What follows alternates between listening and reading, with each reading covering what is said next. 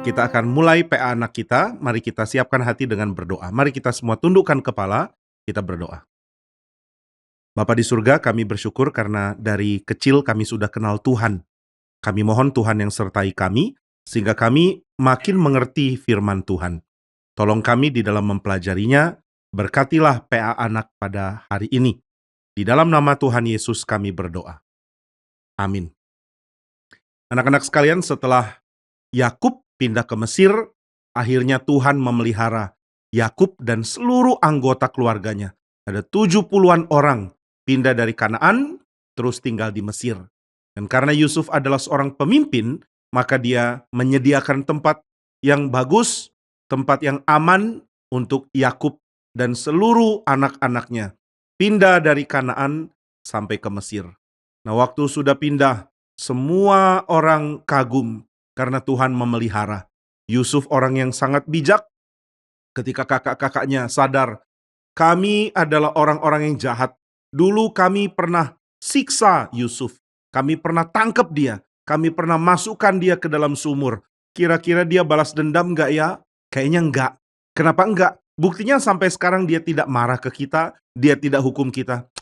Itu kan karena papa masih hidup. Coba kalau papa sudah enggak ada. Kalau Yakub sudah mati, pasti dia akan balas dendam ke kita. Wah, iya juga ya. Maka mereka jadi takut lagi. Yusuf mau balas dendam, tapi karena Yakub masih hidup, Yusuf tidak berani balas dendam. Takut papanya hatinya jadi sedih. Nah, Yakub sendiri orang yang pelan-pelan melihat bahwa Tuhan memberkati keluarga yang Tuhan berikan kepada dia. Tuhan sudah berjanji bahwa Tuhan akan menjaga Yakub dan Tuhan akan menjadikan Yakub seorang yang akan menjadi kepala dari bangsa yang besar. Dialah nenek moyang dari umat pilihan Tuhan, yaitu Israel. Waktu itu Yakub pun punya nama, diubah menjadi Israel karena Yakub adalah seorang yang Tuhan pilih menjadi bapa dari satu bangsa pilihan yang akan menjadi umat Tuhan. Nah, maka Yakub menyadari ini Tuhan yang kerja. Tuhan begitu hebat. Tuhan begitu agung. Tuhan punya rencana, tidak pernah ada yang gagal. Maka meskipun manusia bertindak jahat, tapi Tuhan dapat menggunakan kejahatan untuk tujuannya. Jadi meskipun ada yang jahat, jangan takut. Karena Tuhan sanggup menghakimi yang jahat. Dan juga Tuhan sanggup membalikkan rencana jahat menjadi kebaikan. Yang jahat Tuhan ubah jadi baik. Yang tadinya bikin orang hancur, Tuhan ganti menjadi sesuatu yang melindungi orang. Yang tadinya dijalankan dengan niat jahat, Tuhan ubah. Yang tadinya mau menghancurkan orang lain, Tuhan ubah menjadi perlindungan bagi bangsa yang besar. Nah, inilah yang disadari Yakub. Maka Yakub tahu anak-anaknya semua akan diberkati Tuhan. Tuhan akan memberikan anugerah kepada mereka. Ini membuat Yakub senang sekali. Ternyata Tuhan menjaga, Tuhan memelihara, Tuhan melindungi keluarga dia. Karena Tuhan punya rencana besar untuk keluarganya Yakub. Nah, ini sama dengan kita. Anak-anak harus tahu Tuhan menjaga kita. Kenapa Tuhan jaga kita? Karena Tuhan mau menyatakan berkat-Nya lewat kita bagi orang lain. Jadi anak-anak jangan takut ya. Tuhan akan jaga hidupmu. Tetapi kamu harus rela dipakai oleh Tuhan. Tuhan menjaga supaya kita menjadi alat, menjadi saluran untuk berkat Tuhan sampai kepada banyak orang. Itulah sebabnya kita mesti hidup untuk Tuhan. Kita mesti setia, belajar untuk menjalankan kehendak Tuhan. Dan karena kita dipakai Tuhan, kita menjadi orang yang menjadi saluran berkat. Dan Tuhan pasti jaga, Tuhan akan lindungi, Tuhan akan pelihara, Tuhan akan berikan berkat, Tuhan akan tolong. Nah, itulah yang terjadi pada Yakub. Maka Yakub pikir-pikir, wah, dari dulu ternyata Tuhan sudah jaga. Ada anak-anakku yang nakal dan jahat, ternyata Tuhan tetap lindungi, sehingga meskipun ada korban dari kejahatan mereka, Tuhan tetap melindungi yang dijadikan korban. Tuhan lindungi Yusuf, Tuhan jadikan dia dari seorang muda yang jadi budak, lalu seorang muda yang masuk penjara, sekarang menjadi pemimpin paling tinggi di Mesir. Pemimpin yang kalau bicara, Raja Mesir, yaitu Firaun pun dengar nasihatnya. Maka Yakub sadar, Tuhan adalah Allah yang hebat. Tuhan adalah Allah yang besar. Tuhan adalah Allah yang memelihara bangsa yang dia cintai ini. Maka Yakub sadar, dia makin lama makin tua. Dia makin lama makin mendekat kepada kematian. Tetapi janji Tuhan tidak akan mati. Janji Tuhan akan dekat, akan tiba meskipun Yakub sudah tidak ada. Maka dia sadar, dia mesti memberkati anak-anaknya. Meskipun tadinya dia cuma sayangi Yusuf dan Benyamin, tapi sekarang dia tahu, dia lihat bahwa Tuhan memberkati seluruh anak-anaknya. Itu sebabnya dia mau taat pimpinan Tuhan. Oh Tuhan, saya sebentar lagi akan mati. Saya sudah tua, saya sudah lanjut usia, saya sudah tidak ada kekuatan. Maka berikan saya bijaksana, supaya saya tahu bagaimana memberkati anak-anakku. Yang jahat mesti diberikan peringatan, mesti diberikan hukuman. Tetapi yang sangat diberkati, dia harus mendapat berkat dari Tuhan. Yakub dari muda mau kejar berkat Tuhan. Yakub dari muda mau diberkati supaya dia dekat dengan Tuhan. Sekarang dia sudah tua, dia tetap menghargai berkat Tuhan. Maka dia mau siapkan anak-anaknya datang kepada dia untuk dapat berkat dari Tuhan. Maka dia panggil anak-anaknya, Yusuf, anakku, kumpulkanlah seluruh saudara-saudaramu. Papa mau berkata-kata kepada semua. Papa mau berkati. Papa mau memberikan berkat dari Tuhan untuk kamu semua. Maka satu-satu, mulai dari Ruben, Simeon, Yehuda, Lewi, Dan, Asher, Isakar, Zebulon, terus sampai kepada Yusuf dan Benyamin. Ini orang-orang semua dapat berkat, tetapi juga ada yang mendapatkan peringatan hukuman karena pernah melakukan kejahatan ketika masih muda. Nah, satu-satu dapat berkat. Lalu ada satu orang, yaitu Yehuda. Setelah Yakub memberkati Ruben, anak paling tua, lalu Simeon, kemudian Lewi. Sekarang giliran Yehuda. Lewi dapat berkat, setelah itu Yehuda mendapat berkat. Waktu Yehuda dapat berkat, semua kaget. Karena ternyata Yehuda mendapatkan kalimat dari Yakub bahwa keturunan Yehuda akan menjadi pemimpin, akan jadi raja, dan tongkat kekuasaan dari bangsa yang besar yang akan Tuhan munculkan, yang akan Tuhan bentuk, tidak akan beralih dari Yehuda. Seluruh keturunan yang jadi raja adalah keturunan Yehuda. Sampai nanti akan datang raja terakhir, dialah yang akan memegang kuasa selama-lamanya. Wah, semua kaget. Yehuda dapat berkat yang besar.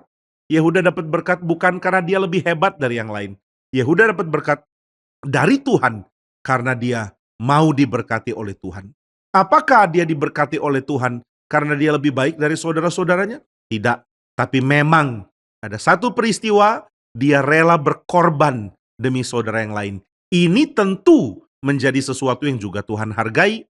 Waktu orang-orang saudara-saudara dari Yehuda sadar, oh ternyata piala yang dipakai Yusuf ada di karungnya Benyamin. Maka Yehuda menyerahkan diri, mengatakan saya saja yang jadi korban. Saya menggantikan Benyamin. Saya rela jadi orang yang ditangkap, lalu dimasukkan ke penjara dan dihukum, tetapi bebaskanlah Benyamin. Nah, berarti Yehuda mengerti bahwa dia mau menjadi orang yang berkorban demi saudaranya. Dulu kakak-kakaknya Yusuf semua jahat, mau menghancurkan Yusuf, mau membuat Yusuf mati demi mereka bisa hidup tenang. Sekarang tidak. Sekarang Yehuda rela memberikan nyawanya supaya Benyamin bisa bebas. Ini hal yang baik. Maka tongkat kerajaan tidak akan lepas dari Yehuda.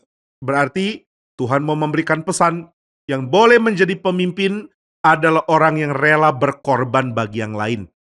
Yang boleh jadi pemimpin bukan orang yang paling kuat, yang paling hebat, yang paling berkuasa. Bukan. Yang boleh jadi pemimpin adalah dia yang rela jadi korban. Ini adalah satu syarat yang tidak ada di dunia. Dunia cuma tahu raja harus yang hebat, yang bisa bunuh lawan, yang bisa kalahkan tentara orang lain. Tetapi Alkitab mengatakan, Yehuda punya jiwa mau berkorban. Maka tongkat kerajaan akan ada pada Yehuda. Lalu semua itu akan menyingkir sampai raja sejati akan datang. Dialah yang berhak untuk berkuasa selama-lamanya. Siapa ya raja itu? Dia adalah Yesus. Yesus Kristus adalah pemilik tahta yang sejati. Dia keturunan Yehuda juga. Karena dia adalah keturunan Daud. Dan Daud adalah keturunan Yehuda. Berarti Yesus menjadi raja sampai selama-lamanya. Mengapa dia bisa jadi raja sampai selama-lamanya? Karena dia rela berkorban bagi yang lain. Yesus adalah anak Allah, tapi dia rela jadi manusia. Dia bahkan rela mati di kayu salib demi menebus kita. Inilah raja yang sejati. Maka di dalam berkat yang diberikan oleh Yakub, meskipun dia sangat sayang kepada Yusuf, tapi dia memberikan berkat raja kepada Yehuda. Lalu Yusuf tidak dapat berkat. Wah, ini bikin kaget. Kok bisa Yusuf tidak dapat berkat? Karena Yusuf sudah jadi anggota dari kerajaan Mesir. Dia bukan lagi orang Ibrani. Dia sudah dianggap orang Mesir. Loh, kalau begitu Yusuf tidak dapat berkat, kasihan.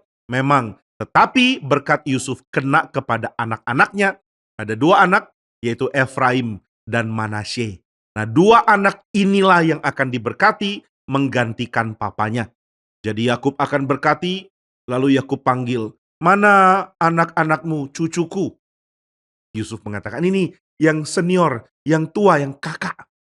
Namanya Manasye. Ini yang adik, namanya Efraim. "Papa berkati ya." Oke.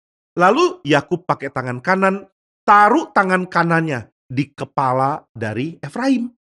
Lalu Yakub taruh tangan kirinya di kepala Manasye. Jadi tangannya bersilang. Wah, Yusuf kaget. "Apa? Salah. Yang sulung itu yang ini, yaitu Manasye. Jadi papa taruh tangan kanan di kepalanya Manasye. Lalu tangan kiri di kepalanya Efraim." Tapi aku bilang, enggak. Yang muda akan dapat berkat lebih besar dari yang tua. Wah, nah di sini Yusuf sadar. Ternyata papanya dipakai Tuhan. Karena waktu Yakub memberi berkat, Yakub tidak sembarangan bicara. Yakub memberi berkat sesuai dengan yang Tuhan mau beri untuk anak-anaknya. Nah, di sini Yusuf sadar, papanya adalah orang hebat. Yusuf hebat karena bisa jadi raja. Tapi dia sadar, papaku lebih hebat dari saya. Loh, kok bisa? Apakah Yakub punya kerajaan lebih besar dari Yusuf? Tidak. Apakah Yakub bisa menjadi pemimpin dan penasehat raja seperti Yusuf? Gak bisa. Apakah Yakub punya tentara seperti Yusuf? Enggak. Loh, kenapa Yakub dianggap lebih hebat oleh Yusuf? Karena Yakub peka kepada kehendak Tuhan. Yakub tahu apa yang Tuhan mau kerjakan di waktu yang akan datang. Ini lebih penting daripada menjadi orang hebat, menjadi orang kaya, menjadi orang kuat, menjadi raja. Itu tidak penting. Yang lebih penting adalah peka kepada pimpinan Tuhan. Tuhan mau pimpin aku jalan kemana? Aku mau taat, aku mau peka. Inilah yang dimiliki oleh Yakub. Maka Yakub menarik kakinya, taruh di atas tempat tidur, lalu dia berbaring. Kemudian dia meninggal. Waktu dia meninggal semua sedih. Yusuf pun sedih. Yusuf menangis dan akhirnya mereka meratap. Tapi papanya sudah mengatakan, "Jangan kubur aku di Mesir. Kuburkan aku di tanah Kanaan. Aku tidak mau dimakamkan di sini." Lalu setelah Yakub mati, semua orang-orang juga menjadi tua dan mati. Termasuk Yusuf. Yusuf sang pemimpin hebat, sekarang sudah tua dan akhirnya mati. Tapi sebelum mati, Yusuf sudah bilang, "Jangan biarkan aku dikubur di Mesir. Nanti kalau kamu pulang dari Mesir ke tanah Kanaan, bawa tulang-tulangku juga." Inilah yang menjadi penutup dari kitab Kejadian. Oh, berarti kitab Kejadian sudah selesai? Apakah firman Tuhan sudah selesai? Belum. Tuhan melanjutkan ke dalam kitab yang kedua, yaitu kitab Keluaran. Di dalam kitab Keluaran, permulaannya ada perkataan dan. Dan inilah anak-anak Israel. Nah, karena ada kata dan, berarti ini kitab bukan kitab yang boleh dibaca sendiri. Kitab Keluaran adalah sambungan dari kitab Kejadian. Maka ada kata dan. Inilah nama keturunan. Inilah nama anak-anak dari Yakub yang pergi dari Kanaan untuk tinggal di Mesir. Nah, sekarang di dalam kitab Keluaran Tuhan membuat dari satu keluarga, yaitu keluarga Yakub yang jumlahnya 70 orang lebih. Satu keluarga. Sekarang Tuhan lipat gandakan. Dari jumlah tidak sampai 100, lalu mulai punya anak yang banyak. beranak cucu. Kemudian ada orang-orang yang bukan keturunan mereka mau bergabung. Aku juga mau jadi umat Tuhan. Makin banyak yang ikut, makin banyak yang bergabung. Akhirnya Tuhan bikin mereka berlipat ganda terus jadi tambah banyak. Lalu setelah Yusuf mati, terus kemudian Firaun juga mati, maka generasi berikutnya dari Israel adalah generasi yang diperbudak oleh Mesir. Wah, kenapa mereka diperbudak? Karena mereka adalah orang-orang yang dianggap pintar kerja, tetapi tidak mempunyai hak untuk hidup di negara ini, seperti bangsa-bangsa lain, seperti suku-suku bangsa yang ada di Mesir. Mereka dianggap hina, mereka dianggap bukan orang yang setara dengan orang Mesir yang lain. Maka mereka mulai lihat, loh, kamu kok warna kulit agak beda dengan kami, wajah beda dengan kami, hidungnya beda dengan kami, kulitmu lebih terang dari kulit kami, hidungmu lebih lancip, lebih mancung daripada kami. Kamu orang yang berbeda dengan kami. Maka orang Mesir mulai membenci. Mereka mulai tanya, ini orang-orang mereka ini datang dari mana? Oh, mereka datang dari Kanaan. Kenapa mereka datang dari Kanaan? Mereka datang karena mau tinggal di sini. Kok boleh tinggal di sini? Ini orang asing. Ini bukan penduduk di sini. Maka orang Israel mulai didiskriminasi. Dianggap orang yang tidak boleh punya hak yang sama dengan yang lain. Hei, kamu kalau jalan harus di tempat yang hina, tempat yang kotor. Nggak boleh jalan di tempat bersih. Sama-sama orang Mesir. Wah, jadi orang Israel diperbudak. Mereka tidak ingat lagi bahwa Yusuf adalah orang Israel yang membawa seluruh orang Israel, yaitu keturunan Yakub, dari Kanaan kepada Mesir. Yusuf orang yang sangat berjasa. Yusuf bikin Mesir kaya. Yusuf bikin Firaun jadi kaya. Yusuf bikin banyak bangsa tidak binasa karena dia punya hikmat dalam mengatur negara. Tapi ketika orang-orang yang ada di generasi selanjutnya, yang sudah tidak lagi tahu siapa Yusuf, mereka mulai menghina orang Israel. Mereka menganggap keturunan dari Yakub ini orang-orang budak. Kalau mau tinggal di sini, kita perbudak. Kamu tidak punya hak. Kamu kerja jadi bawahan di tempat ini. Mereka akhirnya diperbudak. Suruh bikin batu bata untuk bikin bangunan-bangunan di Mesir. Kerja keras, capek bukan main. Lalu mereka berdoa, oh Tuhan, tolonglah kami. Mengapa kami tersiksa seperti ini? Mereka memanjatkan permohonan dan Tuhan dengar. Akhirnya ketika sudah lewat ratusan tahun, hampir 400 tahun, maka Tuhan berniat mau bebaskan Israel. Kenapa? Karena inilah saatnya mereka jadi bangsa yang mandiri, bangsa yang tidak tergantung bangsa lain, bangsa yang dipimpin oleh Tuhan sendiri.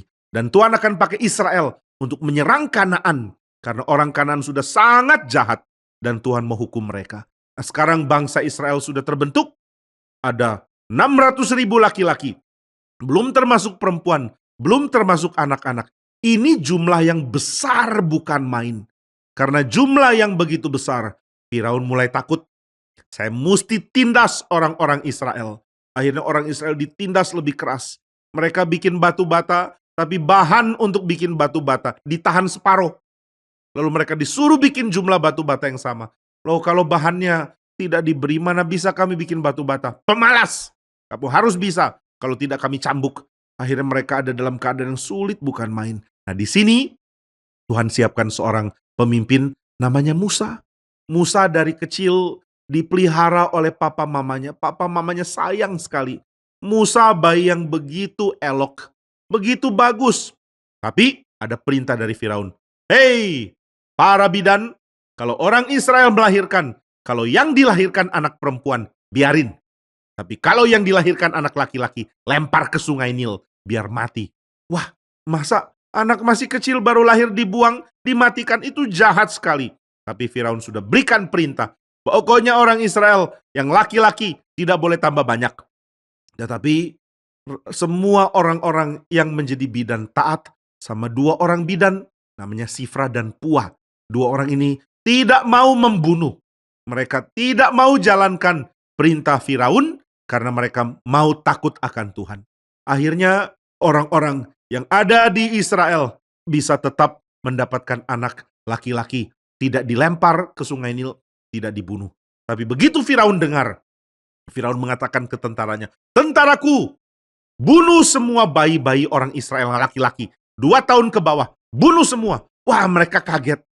Kita mesti bunuh bayi? Ya, kalau enggak orang Israel tambah banyak, nanti kamu punya tempat diambil mereka. Nanti anak-anakmu dihancurkan mereka. Oh iya, ya, betul juga. Mari kita bunuh. Maka mereka mau bunuh. Tapi orang tua dari Musa sembunyikan Musa. Ini bayi yang begitu cakep. Saya tidak mau bayi ini mati. Akhirnya ditaruh di dalam sebuah tempat dia dibaringkan. Tempat anak bayi tidur. Lalu ditaruh dengan ter supaya tidak tenggelam. Kemudian tempat ini dihanyutkan di sungai Nil. Mamanya berdoa, oh Tuhan lindungilah anakku ini. Biar dia diambil oleh seorang perempuan yang cinta anak-anak. Supaya dia bisa hidup. Akhirnya Musa dialirkan di sungai Nil. Wah, masih bayi. Dia mungkin tertidur, atau mungkin menangis, atau mungkin lihat-lihat, aku di mana ya? Dia ada di tempat yang membawa dia di atas air. Dia lihat-lihat, wah, aku sekarang dihanyutkan. Tapi dia nggak tahu apa yang terjadi. Terus lihat pemandangan, mungkin dia lihat ada tanaman, ada binatang-binatang, ada burung. Dia bisa ketawa. Tapi setelah itu dia mulai rasa lapar, dia nangis lagi. Akhirnya suara tangisnya didengar oleh putri Firaun. Putri Firaun mau datang ke sungai Nil untuk mandi dan dia kaget. Ada bayi. Waktu dia lihat, aduh bayinya cakep sekali. Akhirnya dia angkat jadi anaknya. Nah, maka Musa mulai bertumbuh di tempatnya orang Mesir. Tapi Musa tidak pernah mau jadi orang Mesir.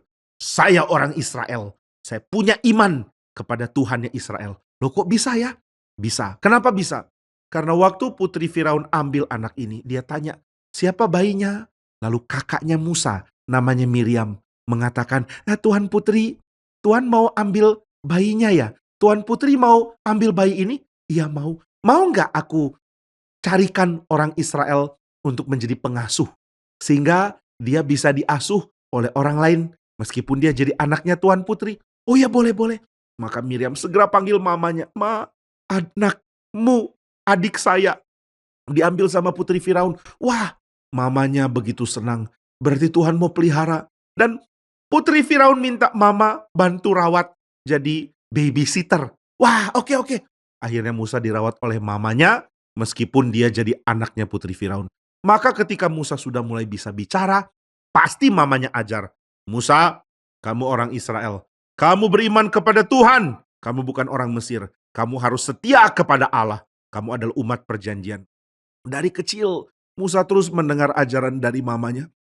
Sampai saatnya dia mulai bertumbuh jadi remaja. Dia diajar berperang, dia diajar ilmu pengetahuan Mesir, dia diajar segala teori-teori yang ada di Mesir. Maka Musa jadi orang yang sangat pintar. Pengetahuannya banyak sekali. Dia mengerti seluruh ilmu paling penting yang ada di Mesir. Wah, dia jadi pemuda yang tampan, yang kuat, yang jago berperang. Tapi nasihat mama dia tidak pernah lupa. Saya orang Israel. Saya bukan orang Mesir. Suatu saat saya harus pimpin orang Israel mengalahkan Mesir. Jadi meskipun dia dipelihara di istana Firaun, dia tidak mau jadi orangnya Firaun. Dia tidak mau jadi orang Mesir. Dia mau menjadi orang Israel. Ini karena dia dengar nasihat mamanya. Mama yang cinta Tuhan. Mama yang saleh. Menjadi pengajar yang baik untuk Musa. Tapi setelah Musa remaja, putri Firaun tidak ingin pengasuhnya terus jaga dan terus memberikan pengajaran. Sekarang Musa dididik oleh orang-orang hebat, oleh orang-orang pintar di Mesir. Akhirnya Musa menjadi pemimpin tentara di Mesir. Karena dia dianggap anak Firaun. Dia kan anaknya putri Firaun.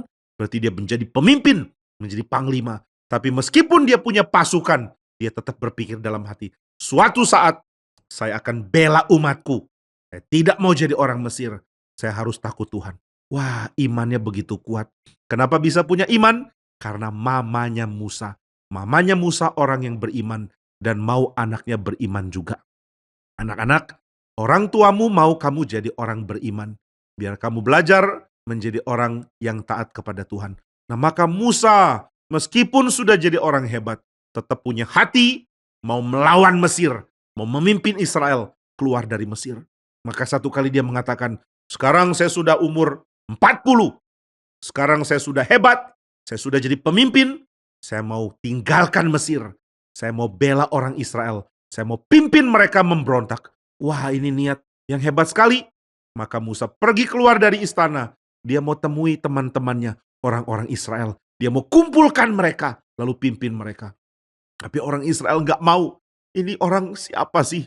Anaknya Firaun katanya mau pimpin kita. Aduh, kita nggak mau dipimpin. Kita nggak mau perang sama orang Mesir. Kita mau damai. Biarlah jadi budak, asal bisa hidup, asal bisa makan. Jadi mereka tidak mau berperang. Mereka nggak mau repot.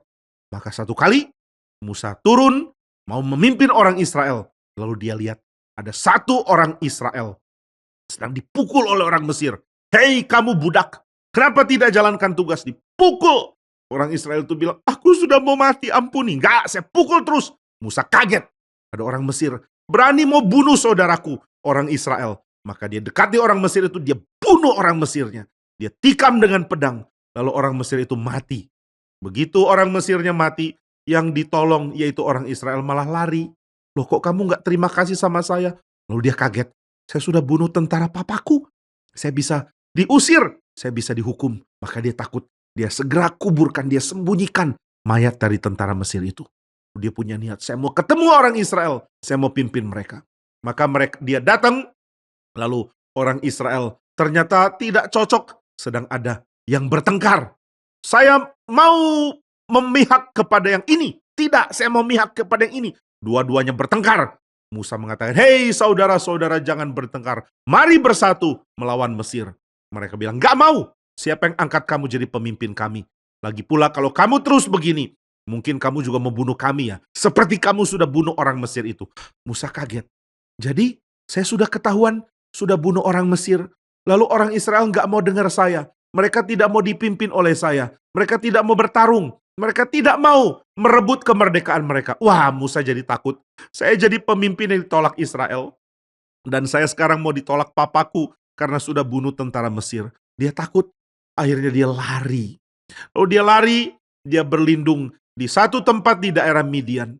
Di situ dia bertemu dengan satu orang namanya Rehuel atau juga disebut Yitro. Yitro menampung dia dan mengatakan, sudah, kamu di sini saja. Kamu jadi anak angkat saya. Lalu Musa lihat anaknya Yitro dan mengatakan, saya ingin menikah dengan anakmu, yaitu Zipora. Akhirnya dia menikah dengan Zipora dan tinggal di Midian. Dia menjadi gembala. Gembala yang menggembalakan kambing domba. Dari umur 40, 10 tahun menggembala sampai umur 50. 10 tahun sampai 60. 10 tahun sampai 70.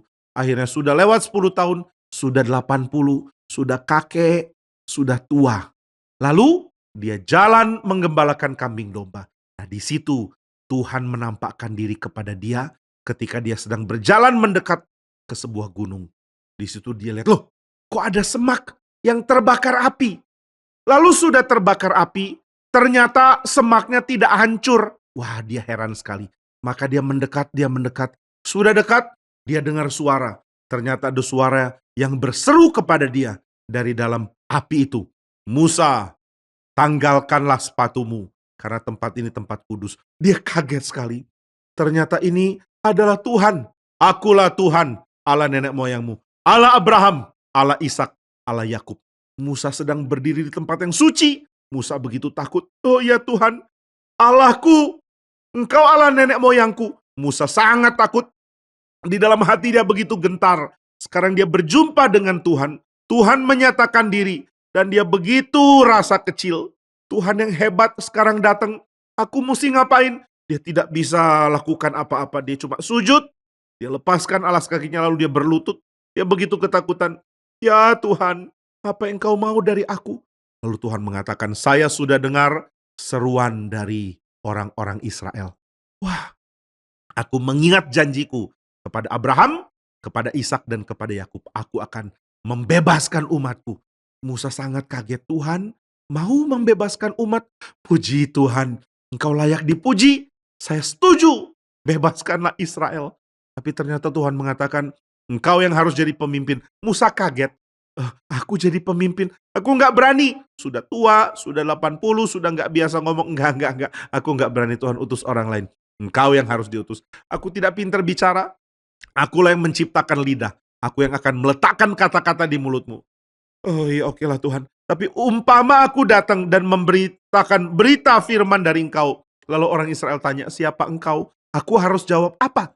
Nah, waktu itu Tuhan memperkenalkan diri kepada Musa dengan namanya, yaitu Tuhan. Di dalam bahasa dari Israel, bahasa Ibrani. Namanya adalah Ehyeh, Ashar Ehyeh. Artinya, aku adalah aku. Berarti Tuhan tidak bergantung pada apapun. Tuhan adalah sumber. Dia sumber kekuatan. Dia sumber kebaikan. Dia sumber dari segala hal yang mulia dan agung. Dia tidak perlu dipengaruhi oleh siapapun. Dia mengatur semua dan dia tidak diatur oleh apapun. Dialah yang kuat, dialah yang setia, dan dialah yang tidak pernah mengubah perjanjiannya. Dia Allah yang setia, Allah yang akan menjalankan perjanjiannya tanpa pernah berbohong, tanpa pernah berdusta. Nama ini, nama yang membuat iman kepercayaan kita menjadi kuat. Karena Tuhan yang kita percaya bukan Tuhan yang bisa bohong. Bukan Tuhan yang licik, bukan Tuhan yang jahat. Ini Tuhan yang baik dan Tuhan yang paling kuat. Tuhan yang maha kuasa. Tuhan yang tidak dipengaruhi oleh apapun. Allah tidak diubah oleh apapun, tapi Allah mengubah segala sesuatu. Allah tidak perlu menjadi baru, tapi Allah membuat segala sesuatu menjadi baru. Ini nama yang sangat-sangat hebat. Musa baru dengar nama ini. Dan nenek moyang Musa dari Adam, Abraham, Ishak, Yakub, nggak ada yang pernah tahu nama ini. Ini nama pertama kali Tuhan berikan kepada Israel melalui Musa. Maka Musa menjadi begitu kagum. Oh, aku dapat nama dari Tuhan. Aku sangat gentar, aku sangat takut. Tuhan, terima kasih kalau engkau mau pakai saya, tapi jangan deh ya, pakai orang lain aja. Maka Tuhan mengatakan, ya sudah, engkau bikin aku marah. Sekarang panggil Harun kakakmu. Dia yang akan berbicara demi kamu. Tapi kamulah yang harus memberitahu Harun apa yang harus dibicarakan. Aku akan meletakkan firmanku di mulutmu. Dan engkau akan memberitahukan kepada Harun apa yang harus diucapkan oleh Harun. Wah, berarti Musa siap-siap akan membebaskan orang Israel. Tuhan akan pimpin Musa dengan berbagai tanda-tanda mujizat. Tuhan bikin Musa menjadi pemimpin hebat. Tuhan bikin Musa berani melawan Firaun dan mengajak seluruh Israel keluar dari Mesir untuk menjadi bangsa yang besar. Musa orang yang sangat hebat. Musa orang yang sangat dipelihara oleh Tuhan. Musa orang yang sangat dikasihi oleh Tuhan. Maka Musa menjadi pemimpin karena Tuhan. Musa menjadi pemimpin karena Allah yang menyertai dia. Nah, inilah panggilan dari Musa supaya Musa menjadi pemimpin bagi seluruh Israel. Seluruh Israel akan mulai jadi bangsa milik Tuhan lewat firman dan lewat hukum Taurat yang nanti Tuhan akan berikan lewat Musa. Nah, Musa mau pergi kepada Firaun karena Tuhan yang suruh. Tapi sebelumnya Musa juga harus bicara kepada pemimpin Israel. Wah, dulu waktu aku masih muda, aku bicara kepada orang Israel, mereka nggak mau dengar. Sekarang saya sudah tua sekali. Saya mau bicara kepada orang Israel, mana mungkin mereka dengar. Tapi Musa mau belajar percaya kepada Tuhan. Ya sudah, Tuhan yang sudah utus saya, Tuhan yang sudah pimpin saya, Tuhan yang sudah mau saya menjadi nabi, menjadi yang bicara demi nama Tuhan. Saya mau taat. Nah, inilah permulaan pemanggilan Musa. Nanti di waktu selanjutnya, di PA anak berikut, kita akan lihat bagaimana Musa dipakai Tuhan menghancurkan Mesir yang jahat, yang tidak mau taat. Dan akhirnya Tuhan membentuk umatnya, yaitu bangsa Israel. Kenapa ya Tuhan panggil Israel? Karena Tuhan mau namanya dikenal di seluruh dunia oleh orang Israel. Apakah Israel akan berhasil? Tidak. Nanti yang berhasil adalah Yesus Kristus dan umat yang baru. Bukan lagi Israel, tapi gereja Tuhan. Nah, biarlah kita belajar bagaimana Tuhan mencintai manusia. Bagaimana Tuhan memberikan janjinya kepada manusia. Bagaimana Tuhan panggil manusia menjadi umatnya melalui pemanggilan Israel. Nah, kiranya anak-anak terus diberkati oleh Tuhan. Sampai di sini PA anak kita. Mari kita tutup dalam doa. Bapa di surga, kami berharap dan memohon Tuhan terus pimpin kami anak-anak-Mu. Biarlah dari kami masih kecil sampai nanti kami tua, kami setia kepada Tuhan yang sudah terlebih dahulu setia kepada umat-Nya. Terima kasih untuk anugerah Tuhan. Di dalam nama Tuhan Yesus kami berdoa. Amin. Baik anak-anak, sampai jumpa di waktu berikutnya di dalam PA Anak di GRI Karawaci. Tuhan memberkati anak-anak sekalian.